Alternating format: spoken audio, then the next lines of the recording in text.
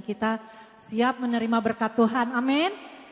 Kadang-kadang saya bingung loh, padahal Tuhan tuh sudah siap untuk memberkati kita, tapi kadang-kadang kita tidak siap untuk menerimanya.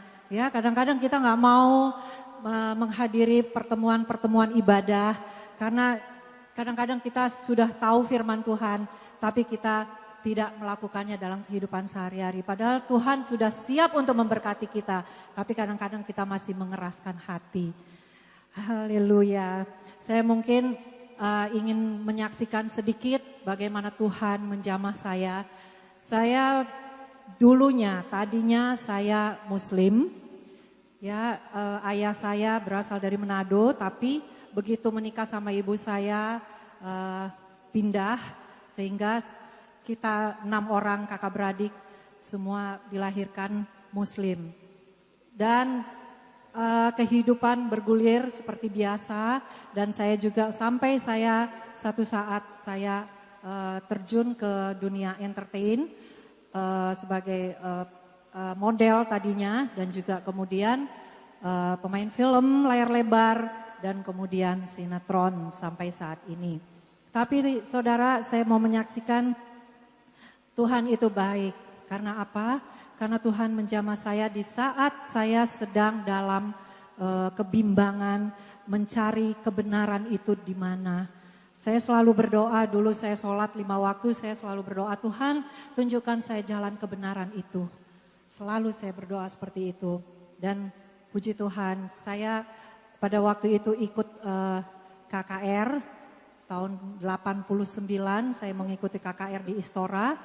Di situ dikatakan bahwa ada kesembuhan ilahi, dan saya membawa papa saya yang sedang sakit keras, sakit kanker stadium 4. Saya bawa ke KKR itu, padahal saya belum percaya sama Tuhan Yesus. Dan hari pertama saya tidak mendapatkan apa-apa, dan ayah saya ditumpang tangan juga belum disembuhkan Tuhan. Hari kedua saya datang lagi. Nah, di situ saya dijamah Tuhan. Begitu saya menaikkan satu pujian, saya diurapi oleh Roh Kudus, dan saya nangis terus sepanjang kebaktian itu. Dan ayah saya didoakan lagi, juga tidak terjadi sesuatu apapun dan tidak sembuh, belum sembuh. Hari yang ketiga saya datang lagi, di situ saya baru mendengarkan firman Tuhan. Betul-betul saya fokus mendengar firman Tuhan. Ya, firman Tuhan ditabur itu tidak akan kembali dengan sia-sia. Firman itu bekerja dalam kehidupan saya dan sampai saat ini. Memang ayah saya tidak sembuh secara jasmani, tetapi Tuhan punya rencana lain bagi papa saya. Papa saya meninggal, dipanggil Tuhan, tetapi sebelum meninggal Tuhan sudah jamah hatinya sehingga papa berbalik lagi menerima Tuhan Yesus dan dibaptis. Ya, seperti anak yang hilang akhirnya kembali kepada Tuhan Yesus dan meninggal dalam Tuhan. Dan bukan hanya di situ saja karya Tuhan dalam hidup saya terus bergumul. Saya baca Alkitab, saya nggak ada yang nginjilin. Ya, saya bertobat lewat pujian, dan saya kebetulan seminggu kemudian ada seminar mengenai Al-Quran dan Alkitab. Saya ikut lagi di situ. Saya membawa 2 kitab suci, dan di situ saya menemukan ayat yang betul-betul membuat saya bertobat, dan ayat ini adalah ayat yang membuat saya tidak ada alasan lain untuk tidak menerima Tuhan Yesus. Di dalam Yohanes 14 ayat 6, di situ dikatakan, akulah jalan dan kebenaran dan hidup. Tidak ada seorang pun yang datang kepada Bapa kecuali melalui aku, kata Tuhan Yesus. Tidak ada nama lain. Ya, tidak ada nama Abraham, Adam, siapapun, Muhammad, tidak ada. Jadi nama Tuhan Yesus, dialah jalan itu, jalan menuju surga. Kebenaran itu, kebenaran yang memerdekakan kita. Ya, amin. Dan juga hidup. Kita memiliki hidup kalau kita percaya kepada Tuhan Yesus. Bahkan hidup yang berkelimpahan. Amin. Di situ saya, aduh Tuhan, selama ini memang saya tidak tahu. Memang kadang-kadang kita binasa karena tidak tahu. Jadi ada satu ayat lagi yang menambah kuatnya saya lagi di dalam Kisah Para Rasul 4 ayat 12. Di situ dikatakan, dan keselamatan tidak ada di dalam siapapun juga selain di dalam Dia, maksudnya Yesus Kristus, sebab di bawah kolong langit ini tidak ada nama lain yang diberikan kepada manusia yang olehnya kita diselamatkan. Oh haleluya. Haleluya, kita berikan tepuk tangan untuk kemuliaan nama Tuhan. Ya, tidak ada nama lain di bawah kolong langit ini. Luar biasa. Ya, akhirnya saya rindu, saya dibaptis dan saya memanggil hamba Tuhan untuk saya mempelajari. Saya belum tahu itu membaca Alkitab dari mana. Dari kitab Kejadian sampai Wahyu, dari mana dulu, akhirnya saya baca dari awal sampai Wahyu. 3 kali saya baca, saya panggil hamba Tuhan untuk privat, untuk pendalaman Alkitab. Dan sampai saat itu saja saudara, semakin saya mau dekat sama Tuhan, semakin banyak proses-proses yang harus saya jalanin. Proses yang memang tidak enak dan sulit pada waktu itu dirasakan. Ya, saya dulu sebelum saya bertobat, saya masih hidup dalam dosa. Kayaknya hidup saya oke-oke aja gitu, lancar-lancar aja, nggak ada masalah. Jalan aja bergulir gitu. Tapi setelah saya mengenal kebenaran, menerima Tuhan Yesus, mengaku dengan mulut bahwa Yesus Kristus adalah Tuhan, saya diproses masuk dapur ujian.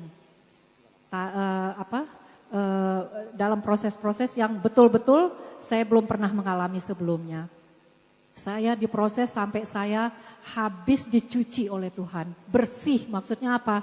Saya dibikin nol. Nol itu maksudnya apa? Tidak punya apa-apa saudara. Yang dulu saya dapatkan pada waktu saya belum bertobat, Tuhan kikis habis. Saya nol bahkan minus sampai saya menjual-jual barang untuk makan.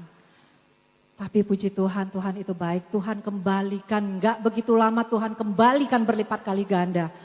Oh luar biasa, thanks God. Ya, terima kasih Tuhan Yesus, dan Tuhan mau setiap kita tidak beroleh kebinasaan tetapi beroleh keselamatan.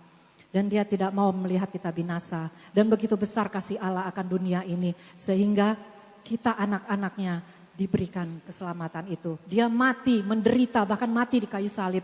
Hanya untuk siapa? Untuk kita semua. Amin. Amin. Begitu besar pengorbanan Tuhan Yesus. Dan begitu saya terima Tuhan Yesus, hidup saya berubah. Pola pikir saya berubah. Amin. Hati saya berubah. Dulu kalau saya ada orang memfitnah saya sedikit, langsung. Langsung saya bereaksi. Meresponi bahwa apa? Kayaknya mau ajak berantem, tapi sekarang Tuhan ubahkan sehingga saya memiliki hati seorang hamba yang tulus melayani Tuhan. Dan saya menanggalkan semua yang ada dulu, kesombongan, iri hati, dengki, dan semua saya tanggalkan dalam nama Yesus. Dan saya sekarang mempunyai hati yang baru, hidup yang baru, yang lama sudah berlalu, yang sesungguhnya yang baru sudah datang. Amin. Luar biasa kasih Tuhan. Semua ini karena anugerah Tuhan. Kita dipanggil oleh Tuhan Yesus bukan karena kita hebat, tetapi Tuhan pilih kita untuk satu tugas yang mulia, untuk melayani Dia. Amin. Jadi saya tidak mampu. Saya paling nggak suka orang bilang sekarang, wah artis bertobat karena udah nggak laku nggak laku dipakai sinetron, udah nggak laku dipakai nyanyi.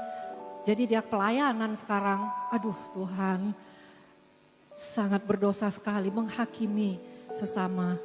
Padahal kita ini bukan kemauan kita, tetapi Tuhan yang memberikan, Tuhan yang memilih kita untuk kita menerima keselamatan itu. Itu adalah anugerah yang begitu besar. Amin. Jadi kalau saya dibilang saya bertobat karena tidak laku lagi, aduh, mungkin di sini juga ada Bapak Pendeta Adek Manuhutu, ya Pak Adek ya, beliau juga bertobat bukan karena tidak laku lagi nyanyi. Amin.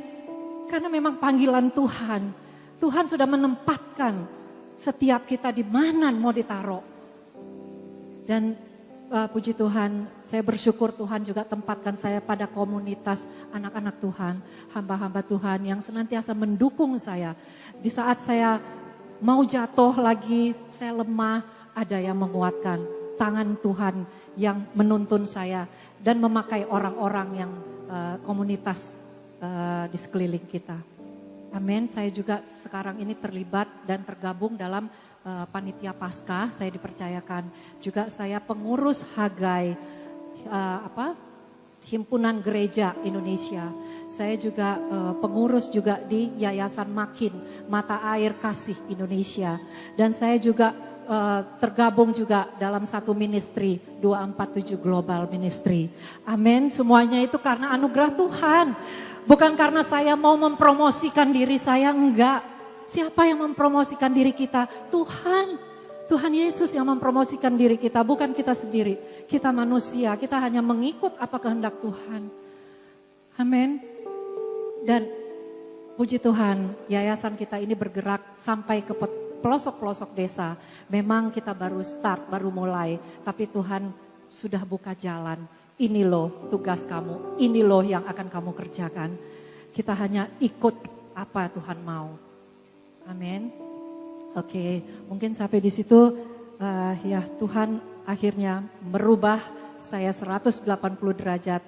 Dan seperti yang saudara lihat, mungkin kalau saya beberapa tahun yang lalu kita tidak akan bertemu di sini karena saya masih asik juga dengan keduniawian. Tapi puji Tuhan, segala sesuatu kalau kita mengandalkan Tuhan, segala perkara akan terjadi dalam kehidupan kita. Dan tidak ada yang mustahil bagi Tuhan Yesus Kristus. Amin. Dan bagi kita yang percaya kepada Dia, mari kita semua berharap dan mengandalkan Tuhan dalam kehidupan ini.